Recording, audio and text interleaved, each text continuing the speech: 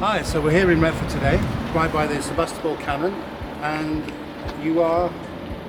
I'm a costume man of Retford, and I dress up around Retford, and today I wanted to dress as a soldier of the English regiment of the Crimea War of Sebastopol. Oh right, and who is this regiment? This is one of this is Foxylady, and she's dressed as a Scottishman in the Crimea War of Sebastopol. Okay. So this cannon is actually from Sebastopol itself, from the battle? Yes. Okay. This tells you all about the history? Yes, this plaque here in front of us, it's got pictures, and it's the history of Sebastopol cannon. Oh, well, Foxylady, do you think you could read this to us? So we can get all the history about it?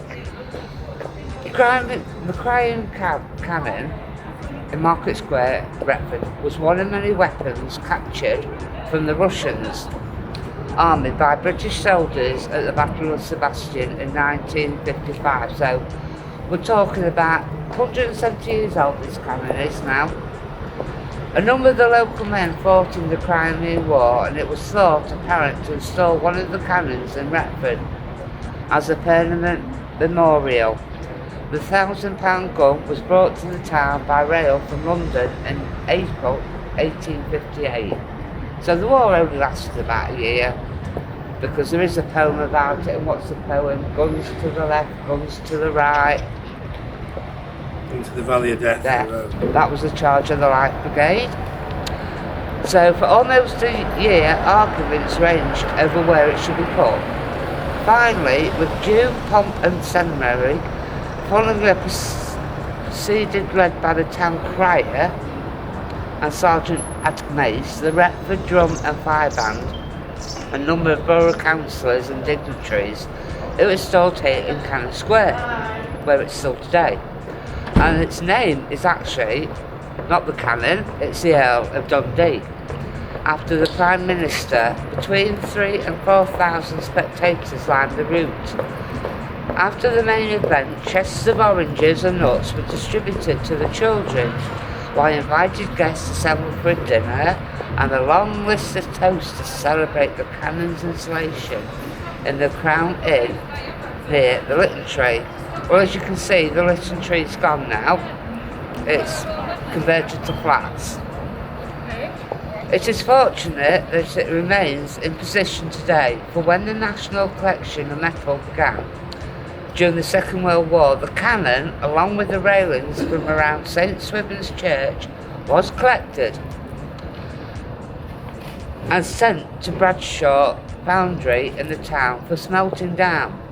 The cannon was saved from this fate by the councillor Alfred Wilson, and later reinstated in the Cannon Square after the war.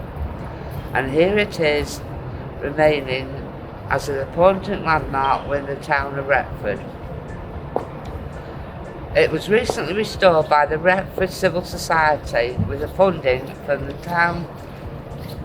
Townscape Heritage Institution Council, and re-enchanted bringing the cannon to Retford in 1858 took place on the 16th of September 2006. So Foxylady, so what you're saying there is, you know, with the Sebastopol cannon, that the history is, for Retford, is an earmark for amazing history for Retford. Yes, and they were lucky it's still here today. Like I said, the work, we'll try and note it down. So if I want to look even further to the history of the cannon of Sebastopol, how would I go about looking in Retford? I've gone to Retford Library, which is near enough across from the cannon. There's also the museum you can go into.